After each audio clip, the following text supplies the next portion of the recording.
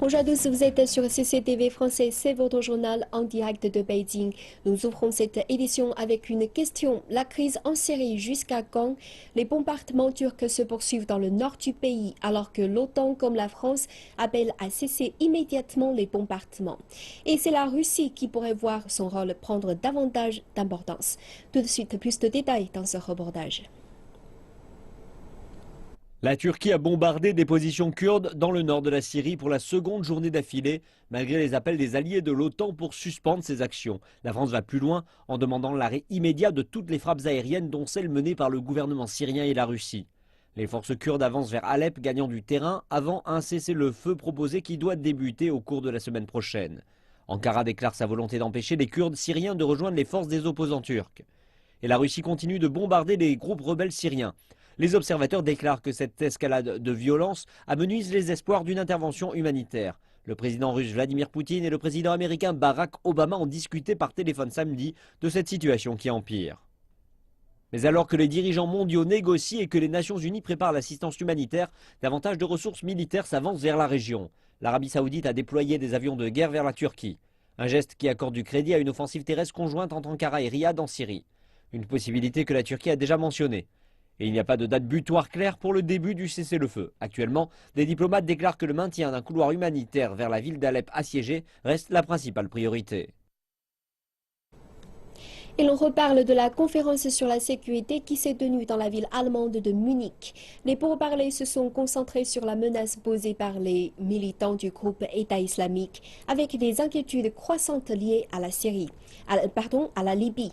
L'envoyé spécial des Nations Unies dans le pays s'est montré confiant quant à la formation d'un gouvernement d'unité nationale, bien que les délégués s'inquiètent du manque de progrès. Comprenant près de 6000 combattants en Libye, le groupe État islamique s'est engagé à mener davantage d'attaques. Et pour les délégués présents ici à Munich, il s'agit d'une crise qui ne peut pas être ignorée. Chaque heure, chaque jour qui passe, le processus politique est retardé.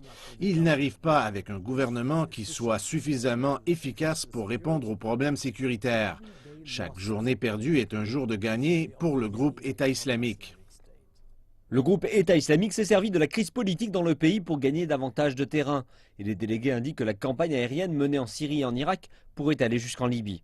Et compte tenu de ce qui s'est passé la dernière fois, c'est là une inquiétude particulière pour de nombreux députés européens. Et parmi les opposants à de possibles frappes aériennes, l'ancien chef des Nations Unies, Kofi Annan. Il ne s'agit pas spécifiquement d'un problème musulman. Une enquête de la Banque mondiale datant de 2011 a montré que 40% de ceux ayant rejoint les mouvements rebelles déclarent être motivés par le manque d'emploi. Et avec ces faits à l'esprit, il est évident qu'une autre guerre contre le terrorisme, cette fois en Afrique, n'a pas plus de chances de réussite que la précédente. Beaucoup voient le fait que l'Afrique n'a pas été le principal sujet des discussions comme un élément positif, un signe que le continent surmonte certaines de ses difficultés passées. Mais il y a également de véritables inquiétudes que la Libye et ses voisins pourraient constituer un terrain fertile pour le groupe État islamique. Et une action urgente est nécessaire pour éviter cela. Direction Hong Kong à la suite de l'émeute qui a éclaté dans le quartier de Mong Kok le week-end dernier. Un certain nombre de politiciens et de groupes des affaires ont fait part de leurs inquiétudes, déclarant que les violations de l'ordre et de la loi étaient intolérables. Chang Che-kung, un membre du conseil exécutif de Hong Kong, a déclaré avoir été choqué et en colère par les affrontements. Il a déclaré que les vendeurs de rue n'avaient pas créé de controverse, mais que cela avait servi d'excuse pour débuter des actes de violence. Chercher des excuses pour justifier ces actes n'aide pas les émeutiers, mais les porte à un autre niveau. Les gens devraient réfléchir à deux fois à ce qu'il se passera prochainement suite à ces scènes de violence à Mong Kok. Les responsables des forces disciplinaires de Hong Kong ont publié vendredi une déclaration conjointe condamnant l'émeute en apportant leur soutien à la police. Et samedi, la police a arrêté plus de 60 suspects et 40 d'entre eux ont été accusés de lien avec cette émeute. Tong Yok-sing, le président du conseil législatif de Hong Kong, a fait part de ses inquiétudes. Les gens ne devraient pas recourir à la violence, même s'ils étaient insatisfaits du gouvernement. Et la violence est inacceptable pour la grande majorité de la société. Les associations du commerce et de l'industrie de Hong Kong ont joint leur voix pour condamner l'émeute de Mongkok. Plus de 30 membres des associations se sont rendus au commissariat de police de Wan Chai samedi pour y rencontrer les policiers blessés. Ils ont installé une banderole devant le commissariat et affirmé leur soutien aux forces de police dans le maintien de l'ordre. Nous espérons tous une meilleure économie et de la prospérité. Nous sommes ici pour exhorter la police de présenter devant la justice ceux qui ont perpétré ces attaques vicieuses et permettre à Hong Kong de retrouver la paix et la prospérité. L'incident a à l'évidence dépassé les frontières de la liberté de réunion et il s'agit d'une atteinte criminelle sérieuse à la loi pénale. Les faits venant des médias montrent qu'il s'agit d'une émeute. Nous devons donner à ces gens et à leurs partisans un avertissement. Le chef de l'exécutif de Hong Kong, Leung Chun-ying, a déclaré que les émeutiers du district de Mongkok ne représentaient qu'une très petite partie de la société hongkongaise. Il a par ailleurs appelé les habitants de la région administrative spéciale à ne pas chercher d'excuses aux violences. Parmi les personnes qui ont été arrêtées par les forces de police, eh bien on constate que la très grande majorité d'entre eux sont des chômeurs, et non des lycéens ou des étudiants comme on l'a dit. Et je rappelle que la plupart d'entre eux appartiennent à des groupes politiques radicaux. Je rappelle par ailleurs que les revendications politiques violentes des émeutiers ne sont pas représentatives de la majorité sociale. Le gouvernement appelle tous les habitants, et en particulier les partis politiques, à ne pas chercher d'excuses ou des raisons expliquant les revendications faites par la violence. Il ne faut en aucun cas blanchir les émeutiers. Restant au même chapitre, à Hong Kong, des groupes de citoyens ont envahi les rues pour dénoncer les émeutes qui ont eu lieu pendant le festival du printemps dans le quartier de Mongkok. Les Hongkongais qui participaient au dernier regroupement ont apporté leur soutien aux forces de police.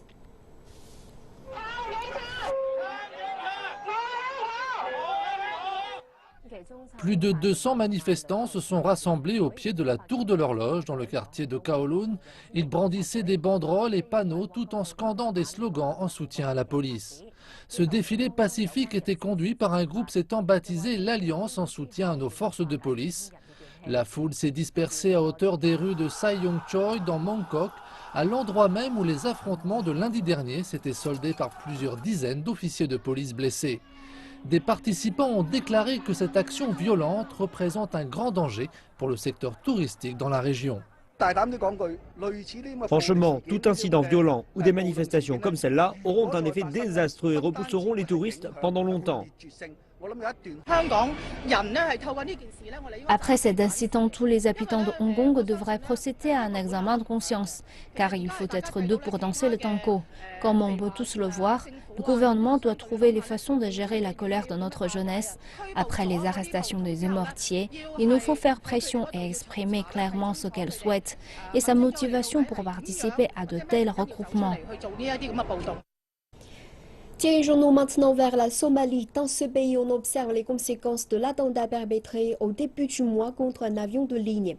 À l'aéroport de Mogadiscio, les mesures de sécurité ont été renforcées. C'est le groupe islamique Al-Shabaab qui a récemment revendiqué cette action. Autour de l'aéroport de Mogadiscio, ces hommes d'une unité spéciale de la police ont été déployés. Ils sont assistés par des chiens de détection. Ces mesures ont été prises depuis que les Shebab ont revendiqué l'attentat à la bombe contre un avion de la compagnie Dalo Airlines. En tant que force de police en charge de la sûreté de l'aéroport de Mogadiscio, nous souhaitons en modifier la sécurité. Nous sommes ici pour assurer au public et à toute personne désirant prendre l'avion dans cet aéroport que nous en avons amélioré la sécurité. Nous avons déployé une unité spéciale de la police qui contrôlera la sécurité. L'attentat n'a pas manqué de remettre en question les moyens sécuritaires mis en place dans l'aéroport. Les images des caméras de sécurité révèlent d'ailleurs qu'un responsable de l'aéroport est impliqué. Nous avons accentué la sécurité de l'aéroport. Nous avons arrêté plus de 50 personnes soupçonnées d'être impliquées dans l'attentat à la bombe contre l'appareil de Dalo Airlines. Nous avons augmenté le nombre et accru la qualité des machines à rayons X. Nous avons installé des caméras de sécurité dans toutes les zones de l'aéroport. Nous nous assurerons que cela ne se reproduise jamais. Alors que l'enquête se poursuit, le personnel assurant la vente de billets n'est plus autorisé dans l'enceinte de l'aéroport. Cependant, aucun vol n'a été annulé. Nous garantissons à la communauté internationale que l'aéroport international Aden-Adé est aux normes et nous continuerons à l'améliorer. Nous nous assurerons aussi qu'à partir d'aujourd'hui, les compagnies aériennes et les renseignements travaillent ensemble. Al-Shabaab a mis un peu moins de 2 semaines pour revendiquer l'attentat. Il semble que ces cibles étaient des responsables occidentaux du renseignement, mais cette possibilité n'est pas confirmée. L'explosion qui a fait un mort et a blessé plusieurs personnes aurait pu avoir des conséquences bien plus graves. Les scientifiques et les défenseurs de l'environnement sud-africains ont déclaré avoir redonné naissance à l'espèce de zèbre disparue, le quagga. Au cours des 30 dernières années, un projet dédié utilisant les meilleures techniques de reproduction sélective a permis de ressusciter l'animal mythique dont l'espèce avait disparu en 1880. Regardons. Le quagga, une sous-espèce de la famille des zèbres en partie rayée, avait été entièrement décimé par les chasseurs de l'époque coloniale à la fin du 19e siècle. Mais récemment, un petit groupe de scientifiques et de défenseurs de l'environnement sud-africain affirment avoir redonné vie à l'animal au sein d'une réserve privée située à 2 heures de route au nord de Cape Town. Nous avons tenté de reproduire le quagga qui a disparu à cause de la chasse abusive, il y a maintenant de très nombreuses années. Le dernier quagga primitif est mort en 1883 dans le zoo d'Amsterdam. Et les critiques se sont constamment demandé au fil des ans pourquoi personne ne voulait ressusciter cet animal mythique. Nous avons simplement tenté de réparer les dommages écologiques causés depuis plusieurs décennies déjà. Nous avons également tenté d'obtenir une petite représentation de cet animal charismatique qui vivait en Afrique du Sud depuis plusieurs siècles. Au cours des 30 dernières années, les membres du projet Quagga ont utilisé des techniques de reproduction sélective à partir de zèbres des plaines, afin de redonner vie à un animal qui, selon eux, est identique au quagga des plaines, présent en Afrique du Sud depuis des siècles. Nous sommes arrivés à ce résultat à partir de la technique de la reproduction sélective.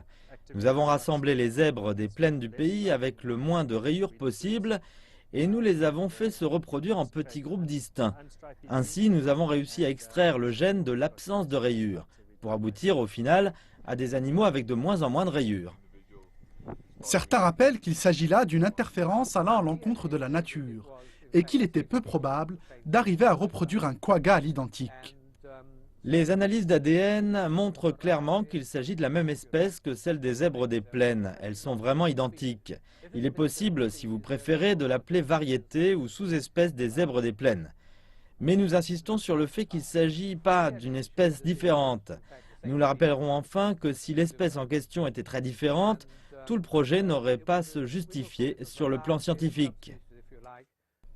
Alors que les critiques continuent de s'interroger sur les différents processus menés, les résultats sont là pour témoigner de la réussite des nombreuses tentatives.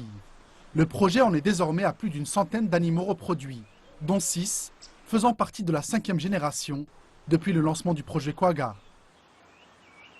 Samedi était le dernier jour de la semaine de vacances de la fête du printemps. Les Chinois ont pris le chemin des villes où ils travaillent. Des flots toujours plus importants de voyageurs ont été vus à travers l'ensemble du pays. Les autorités ferroviaires ont annoncé que 10,3 millions de trajets ont été faits sur la seule journée de samedi, le pic de cette grande migration de la fête du printemps. Nombreux sont ceux qui ont choisi de voyager en train à haute vitesse. D'après les autorités de l'aviation civile, on a compté 8,5 millions de trajets aériens au cours de 7 jours de congé. Cela correspond à plus de 70 000 vols, soit presque plus de 7% de plus que l'an dernier. La ruée du retour s'est également produite sur les routes. Mais la neige et un brouillard épais ont perturbé la circulation et samedi, 69 autoroutes du nord de la Chine ont été fermées temporairement. La fête du printemps est finie. Le congé d'une semaine a une fois de plus montré l'appétit croissant des Chinois pour les achats, les sorties au restaurant et les voyages de Nouvel An. Les dernières statistiques du ministère du Commerce font apparaître un nouveau record de dépenses dans les secteurs de la vente au détail et de la restauration du pays, avec des recettes accumulant 750 milliards de yuans, soit 115 milliards de dollars. C'est une hausse de 11% par rapport à la même période l'an dernier. La plupart des dépenses de vacances s'est portée sur l'alimentation, le tabac et l'alcool. La bijouterie et les équipements numériques ont aussi été des articles populaires pendant les vacances. Les données montrent aussi que les ventes au box-office dans les cinémas, pendant les 3 premiers jours de Nouvel An chinois, ont bondi de 80% par rapport à l'an dernier, à 1,7 milliard de yuans. C'est presque égal au total de la totalité du congé d'une semaine de l'an dernier. Le tourisme est devenu une option populaire pour les Chinois riches. À l'intérieur, les activités traditionnelles de la fête, les sources thermales et les sports d'hiver ont grandement bénéficié des sorties des gens. On estime à plus de 5,7 millions les voyages à l'étranger effectués par des Chinois pendant les vacances. Les 3 destinations les plus populaires étaient la Thaïlande, le Japon et la Corée du Sud. Les touristes chinois sont connus pour leur capacité à dépenser lorsqu'ils sont à l'étranger, mais les choses sont en train de changer. Ce n'est pas leur pouvoir d'achat qui évolue, mais c'est plutôt les produits qu'ils achètent qui ont changé. On les appelle souvent les porte-monnaies ambulants. Les touristes chinois envahissent les centres commerciaux en France armés de cartes de crédit et d'argent comptant. Les autorités françaises estiment que 2 millions de touristes chinois ont visité la France en 2015, une augmentation de plusieurs milliers de personnes. Et en moyenne, chaque touriste chinois dépense plus de 5 000 € en France. 47% de leurs dépenses sont consacrées au shopping. C'est pour cette raison que les centres commerciaux français dans les centres-villes et en banlieue adorent les touristes chinois. Les Galeries Lafayette ont fait 50% de notre chiffre d'affaires avec la clientèle française et 50% avec la clientèle touristique. Et qu'au sein de la clientèle touristique, la clientèle chinoise est notre première clientèle étrangère. Nous avons reçu l'année dernière beaucoup de clients chinois et notre chiffre d'affaires a augmenté de 40%. Notre première nationalité en termes de chiffre d'affaires détaxé est la Chine. Et les Chinois changent le portrait de la consommation. Si aujourd'hui on constate une forte évolution justement sur des marques, c'est bien que c'est une clientèle chinoise qui devient de plus en plus mode et qui prend du temps pour acheter les marques qui l'intéressent. Les marques de luxe ne sont plus au sommet de la liste des achats des touristes chinois. Maintenant, la consommation de marques spécialisées et de produits de milieu de gamme ont atteint de nouveaux sommets.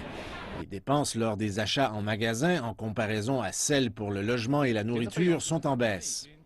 Je pense que c'est parce que les touristes chinois sont de plus en plus rationnels en matière d'achat. Ils s'intéressent plus aux loisirs et au divertissement, pas seulement aux dépenses. Les touristes chinois sont encore les plus grands consommateurs du monde. Mais ce n'est plus seulement pour les biens. Ils veulent passer du temps à vivre une expérience pendant qu'ils sont en vacances. Parlons maintenant du Chinatown de San Francisco. C'est peut-être l'un des quartiers chinois les plus vivants d'Amérique, avec à chaque coin de rue habitants et touristes. Mais alors que les habitants célèbrent le nouvel an lunaire, beaucoup espèrent que l'année du singe leur apportera un meilleur espace de vie.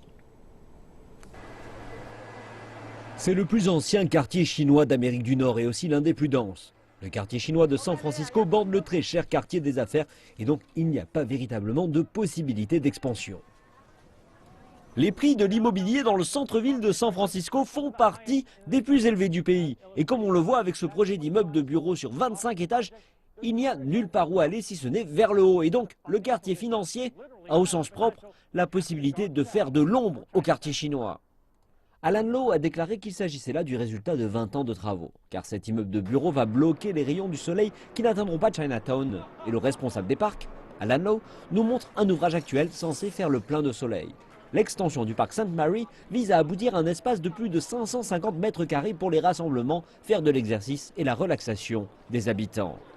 Cette extension sera le premier espace ouvert créé à Chinatown en 30-40 ans. Les espaces ouverts sont très limités à Chinatown.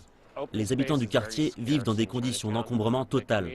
Ce que nous avons pour acquis, c'est-à-dire un salon, une salle à manger, tout cela n'existe tout simplement pas pour les habitants du quartier chinois. Cette extension est l'un des 5 projets d'espace ouvert qui se déroulent à Chinatown à l'heure actuelle. Et cela inclut une nouvelle station de métro ainsi qu'une place et une zone ouverte face à l'hôpital chinois, le lieu de naissance de Bruce Lee. D'autres projets majeurs sont à l'étude pour la place de Portsmouth, la zone la plus utilisée de San Francisco et de Chinatown. La directrice adjointe du Centre de développement communautaire de Chinatown, Cindy Wu, a déclaré que cette extension des espaces ouverts était le résultat direct du dur travail de la communauté. Je pense que nous nous trouvons dans le quartier doré des espaces ouverts de Chinatown. C'est vraiment car un certain nombre de choses arrivent en même temps pour les 20 ou 30 prochaines années. Le processus a pris 10 ans. Désormais, les choses sont en construction au sol et tout sera réalisé au cours des 3 à 5 prochaines années.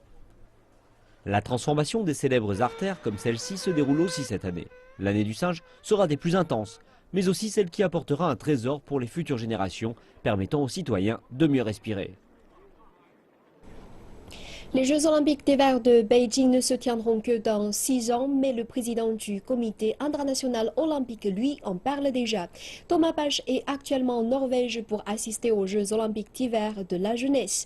Dans une interview exclusive donnée à Dan William de CCTV, Thomas Bach prédit que les Jeux de Beijing seront à la fois un succès pour la Chine et pour les athlètes. Alors qu'il observait les performances des champions de demain, Thomas Bach, le président du comité international olympique, semblait satisfait du déroulement de ces Jeux olympiques d'hiver de la jeunesse. Il est fort possible que les athlètes qui brillent ici feront de même lors des Jeux d'hiver de Beijing en 2022. Et même si ce n'est que dans 6 ans, Thomas Bach s'enthousiasme à la simple mention de Beijing. Ce seront d'excellents Jeux olympiques. Cela ne fait aucun doute étant donné la grande détermination et l'expérience de la Chine dans l'organisation de grands événements. Je crois que nous pouvons tous être très confiants dans le fait que ces Jeux seront excellents. Beijing. L'organisation des Jeux d'hiver est un vrai défi pour la Chine et il y en a un autre. C'est celui de former une équipe qui puisse briller dans cette compétition. Lors des Jeux de Sochi en 2014, la Chine a terminé 12e au tableau des médailles. Mais Thomas Bach s'attend sur ce plan à des progrès. La Chine sait qu'une partie du succès des Jeux dépend aussi des succès des athlètes du pays hôte. J'ai récemment été informé par le président du comité national olympique des nombreuses initiatives qui ont été lancées pour former une équipe chinoise forte. L'un des atouts majeurs de la candidature de Beijing pour les Jeux d'hiver était l'héritage que cet événement pourrait laisser en Chine. On estime que 300 millions de personnes pourraient se mettre au sport d'hiver suite à l'obtention des Jeux par la Chine. Monsieur Bach pense que ce processus de démocratisation des sports d'hiver est en cours. Nous pouvons voir les premiers effets depuis la sélection de Beijing. On assiste déjà à un intérêt croissant pour les sports d'hiver, et ce dans toute la Chine, pas seulement à Beijing. Je pense que cela va se poursuivre et même s'accélérer au fur et à mesure que nous nous rapprocherons des Jeux d'hiver. Bien que l'attention de Thomas Bach soit actuellement concentrée sur Lillehammer et ses Jeux de la jeunesse, il pense déjà à Beijing, qui deviendra en 2022 la première ville dans l'histoire des Jeux à avoir accueilli à la fois les Jeux olympiques d'été et ceux d'hiver. C'est ainsi que se termine cette édition. Je vous retrouve tout à l'heure pour une nouvelle édition de l'Afrique Info.